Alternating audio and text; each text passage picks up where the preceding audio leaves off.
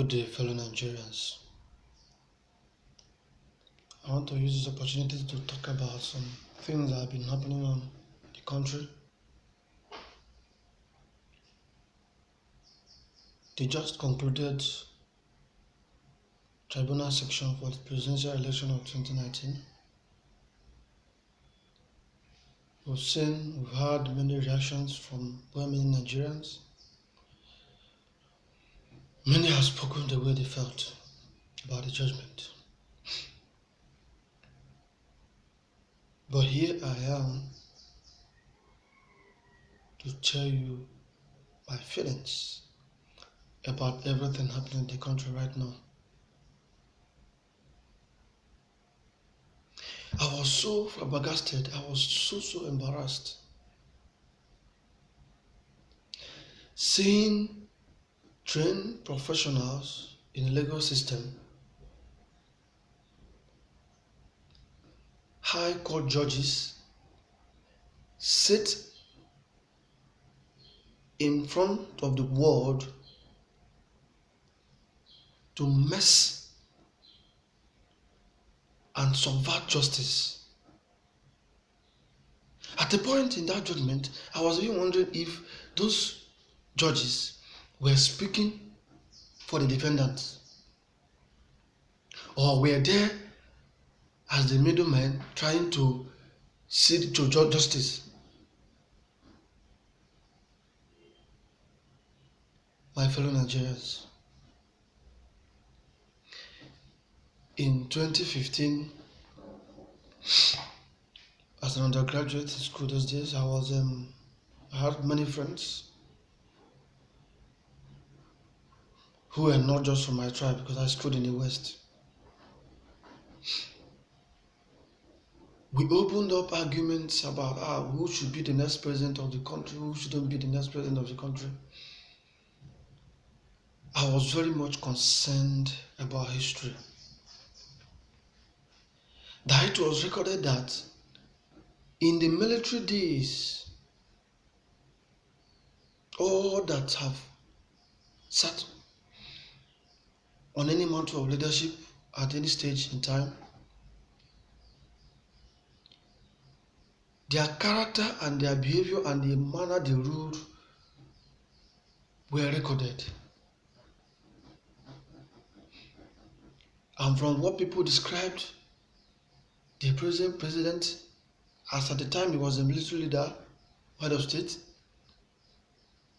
as the man who embarrassed, tortured, and dealt with whoever that comes up publicly to speak against his government. I cried. I told people, this is the only reason why we shouldn't allow this man come into power at the first place. Can we choose another person?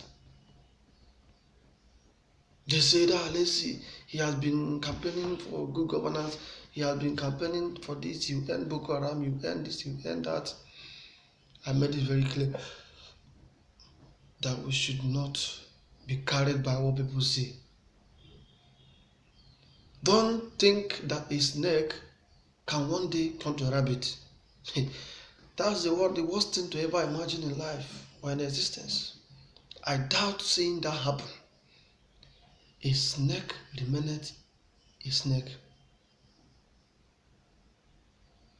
I'm not calling anybody a snake this time around. But this borders about character and behavior. For you to become a democratic leader, your best reactions to issues should not be shutting up whoever that speaks up, or wherever the information of any matter of any kind comes up, you go there and shut it up and shut whoever that is up and embarrass and torture people not to come out and speak. Everything about this administration is embarrassing. I've never spoken all this while. I've never made any comment. I've never just said anything all this while, but I'm fed up. The system is so embarrassed. Nigerians now are involved in crime more than ever.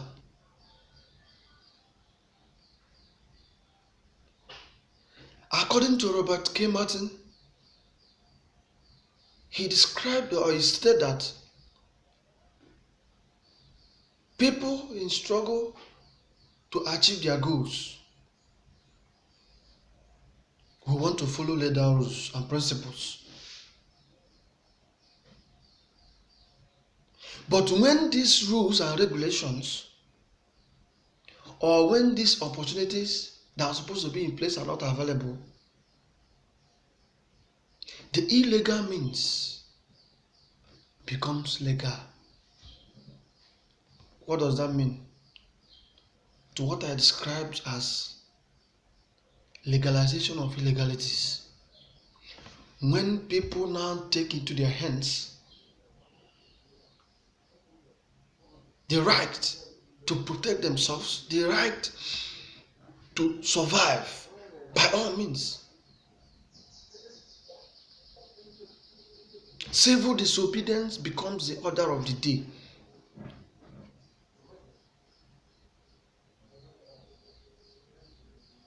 It has never happened in this country for the first time. We have Boko Haram at its peak, killing men and destroying things. We have Fulani men torturing every nook and cranny of this country. We have banditry. We have kidnappings every now and then. Not to mention of other crimes that are not reported.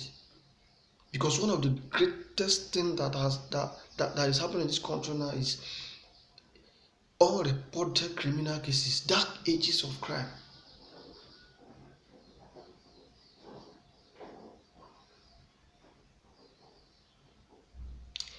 A government that have presented its best as people who come to the public to lie.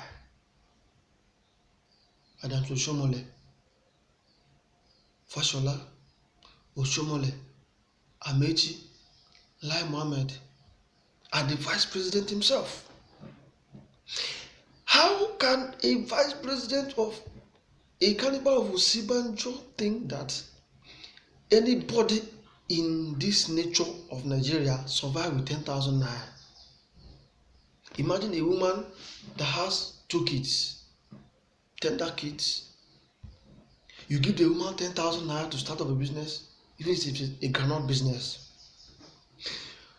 How do you want somebody who is living 10 kilometers away, possibly should be in the village, in the rural area, and where the person will do those businesses will not be in the rural area? The person has to be coming to a city center to do those short businesses so that the person could make profit. What kind of economic calculation is that? You don't consider transportation, where we are in a situation where everything is down, no transportation system, no health system, no educational system, welfare is zero. And you think that somebody will survive with 10,000 naira and generate profit to send children to school and pay their school fees in schools, and pay their hospital bills, and pay their NEPA bills, and pay their water bills, and pay their transportations, and clothe them? God, I've never imagined this kind of thing in my life. At some point in time, people take decisions that destroys their integrity. Being a professor of law, whom I knew, I respected everything about him, but appearing in this scenario, in this kind of administrative practice, has messed up everything.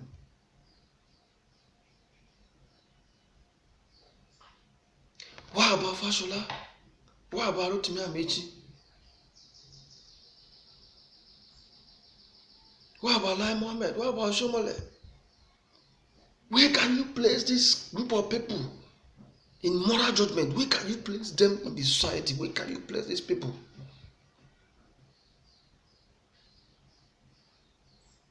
With all due respect, I don't have anything against Mr. President. I judged him by his manifesto in 2015. I was praying that he should come up with at least something different from what people who were not supporting him were actually saying. I thought that he had good intentions of making this country to work. I thought as much. But at the long run, when when you have dented images around you, people with questionable characters, people with financial mismanagement records, all these men in APC, Oshomole, Rotimi Amechi, Fashola are under EFCC net, but nothing is happening about them. Look at how Rochas Ogorota messed up Imo State. People in the media stay out. You hear people talking about Imo State is a very beautiful place. Please go to Imo State and see what that place is like. It's a mess up for administration. Then after going to Imo State, travel to nearby state, Ebonyi State, which is just when was Ebonyi created? I think in 1996 or so. Go and look at what the present governor is doing. Ebonyi, from the statistics we have, could have bad welfare. Their welfareism could be very poor. But the road network we are seeing is one step leading to the other.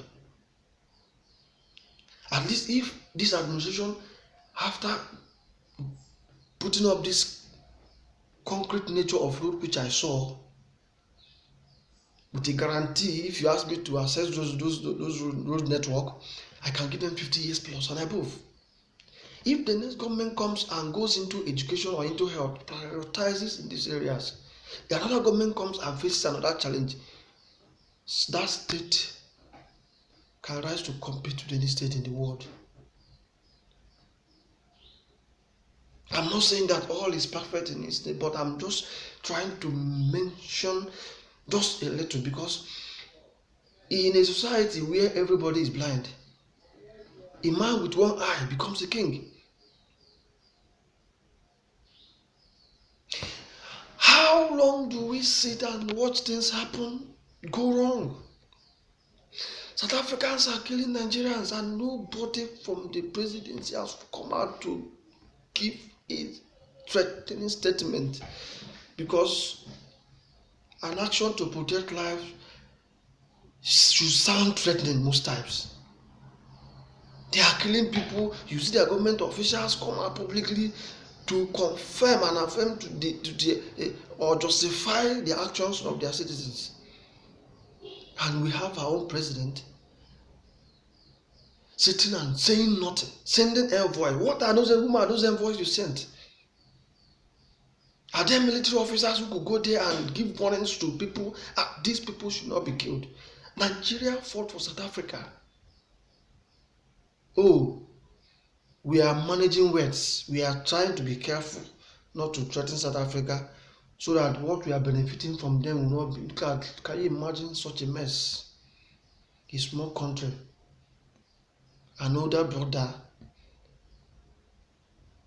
being shy to his younger brother, not to insult him or not to make him feel bad.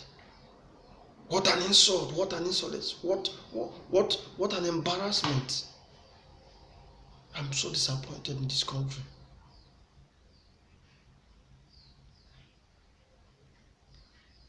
The worst I've ever seen in my time since I was born was the judgment of the tribunal, the presidential tribunal that just ended. I watched through it as the proceedings went on. I never believed that a thing like this could happen. See it's happening now. It's happening now.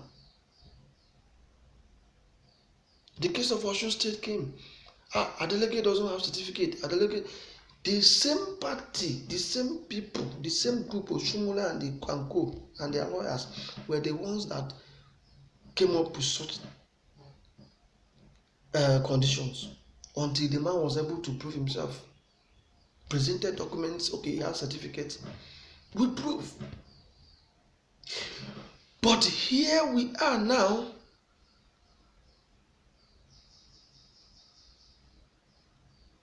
With a drawn judgment that we don't need to present any certificate to become the president